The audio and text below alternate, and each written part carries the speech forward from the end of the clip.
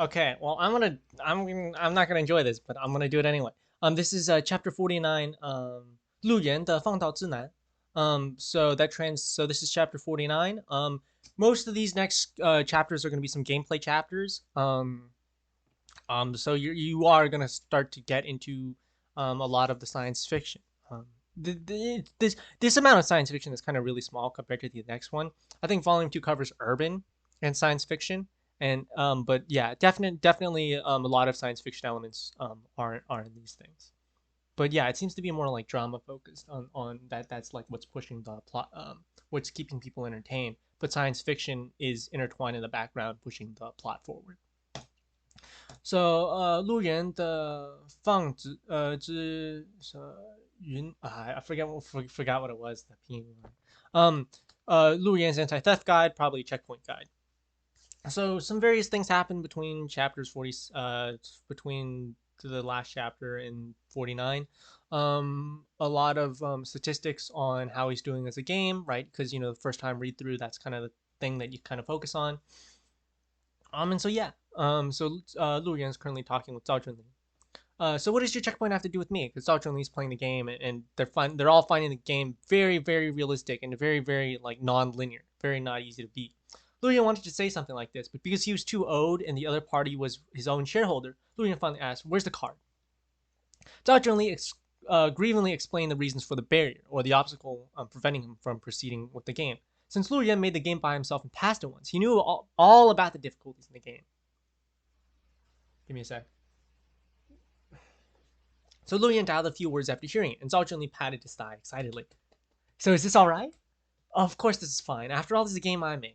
I won't let myself and Ayao fall before the end, Lu Yuan said softly in his heart. Okay, I'll try it tonight, Zhao Zhenli couldn't hide his tiredness. After all, he stayed up all night. He was stuck in the plot for such a long time and couldn't make it through for a long time. I'll make it up for now. Good night, good night. Lu Yuan shut down the communication with Zhao Zhenli and subconsciously clicked on the game's backstage to take a look. After only half an hour, sales increased by hundreds of sets. If converted into a profit, is now near. The income of 5,000 sets can basically be regarded as half a million. From the most basic consideration, that this is a game that has barely lost money. However, Lu Yuan's pursuit of this game is not as simple as not losing money. It's only been on sale for 36 hours. If the growth trend continues, the sales volume in its first week is highly likely to exceed 50,000. This is already a very explosive sales volume for an indie game, especially with further expansion, right? It's likely to achieve better results. The better the results are for Tomorrow's Arrive, the more it helps Lu Yuan's plans for the next step. Because for Lu Yuan, the most dreadful thing about Tomorrow about the future that is everything he showed in the game, whether it's a 4-engine hovering drone, a giant polar track vehicle, or even talking about it, is the nuclear power plant refuge itself. The radar, its appearance and structures are all products directly borrowed from the database of the Transportation Committee. Although the game does not provide drawings and technical internal principles and structures for the time being, it still has a certain reference significance because these are texts, 30, 50, 100 years in the future. Even if you dare risk entering the core area of a small number of nuclear power plants that are still in operation, or those reactors that have been shut down, you'll find the data samples there can even be compared with real nuclear power plants. And this is the most horrible thing in this game, or powerful thing in this game. And it is also what Lu Yuan wants to reveal the most, right? Because his goal of this game is not just accumulation of money and just become rich, right? This is not an urban novel. This is a science fiction novel. His goal is much grander than that. It's to save the world in his own way. Let's see what the comments say. Oh, some people criticizing are having their own opinions. Of course, most of the technologies in the current game has 5-10 years technological gap with the current human technology, and there's an intuitive evolutionary route. After all, if the sun suddenly goes out, driving humans to desperation, its remaining human civilization will eventually place the technology tree in such a weird place.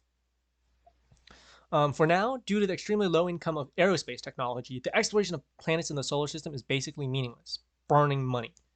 So after the initial space fever, people who tend to be calm still look at the stars and the sea, take it back and look at this land again, right? They look back towards Earth. But because of this, when Earth suffers such an extinction disaster, humans cannot even find a ship that can sail long distances to sea. This is undoubtedly the biggest regret. What Lu Yuan will do next is guide the development direction of science and technology that will inspire future mankind and detonate a series of technological explosions in his own way. The most critical of these is the controllable nuclear fusion technology. If possible, Lu Yuan will list this as the primary goal of the game, as long as there are enough people to play it. Yes, enough people to come and play. So Lu Yuan wants to make this game as fun as possible. But when it comes to fun, Lu Yuan couldn't help but touch his nose. The closed Bilan website and logged on to is one of the most famous pirated game websites in China. They're famous for cracking games all over the world, which is true. And like torrenting. China has such a vibrant what's the best way to characterize? Had such a vibrant community of dedicated programmers. I think maybe the best way. Anyway, let's move on. Basically, all the games that are released are released there. You can find cracking resources here within a week. It's almost a carnival feast for the white party. If Tomorrow Hasn't Arrived really sells 17 sets of super salted fish in 16 hours as before, then Lu Yuan will definitely have to not worry about being cracked. After all, in this regard, there's always been a view that I decipher you as I look down on you. It's not that I helped you crack the spread, but where did you come from so many players and influence? Lu Yuan can't support this, but there's no way to oppose it too much. After all, Lu Yuan actually played pirated games when he was young.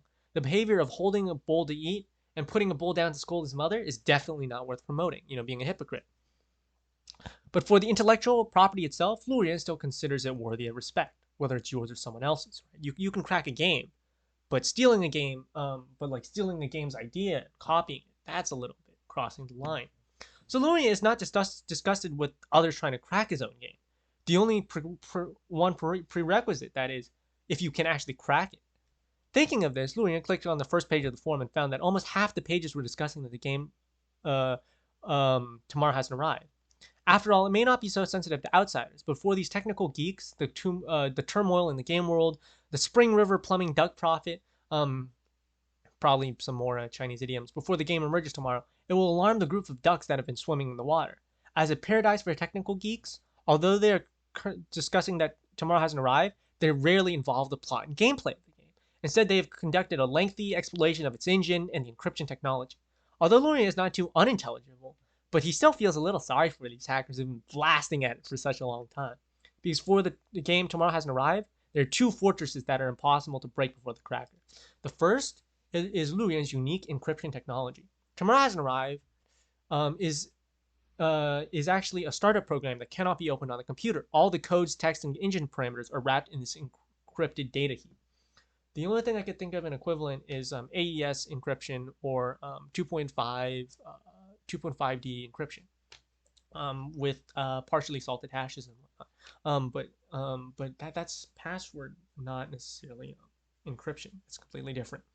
Except for the Transportation Committee, there's almost no need to be worried about being cracked strongly by any program, because the tech that he's probably using is so advanced. Unless a hacker makes a cracking job that surpasses the current technology, otherwise the profession of hackers just looks tall. But in fact, most of them are still brick-moving jobs. Things that really involve creativity and talent won't exceed more than a tenth. And what can be done within that is undoubtedly genius. As for the second barrier, it lies in the cloud server structured by the Transportation Committee. Since Tomorrow Hasn't Arrived, will take up a lot of computing resources. Zhao Zhenli's computer has already proved it with its Ice and Snow body, where it just died. It crashed and it blew up. So Lu Yuan will put most of the calculations on the traffic committee without sacrificing image quality. So Tomorrow Hasn't Arrived, called a standalone, but in fact it must be connected to the internet to play. But the current network communication is like this. This has not constituted a grand occasion that was condemned and teased by players in the early stage of single-player game networking. Right? Basically, he's saying, for those playing single player, it's not that big a deal to be connected to the internet. The focus of the discussion of the Geek website right now is that Tomorrow Hasn't Arrived is really the tuft of games. It's almost impossible to crack. You can read some more of that on your own. I just want to skip to some of my chapters that I favor. I'll take a quick look and see if there's anything that I like in chapter 50, but I think we might hop around to chapter 51 and 55. Yeah, because there's some of the more emotional scenes. 51 definitely is a good scene, so I'll make a quick stop there before I go directly to chapter 55. And then from 55 onwards, it's just all gameplay to the end of Volume 1. And then, yeah, Volume 2, you've got a new section. The author, you can tell, has some writing experience. The fact that he's able to write such a long book and such an amazing, well-written book, I do encourage everyone. If you can't support the author, if you're watching, but yeah, maybe read it for yourself, or help with maybe support a translation or something. I don't know. I'm just kind of doing this on my own time. But yeah, a very, very enjoyable book. Reading it a couple times, and first time doing it on a video form for YouTube, I guess. So yeah, that's it.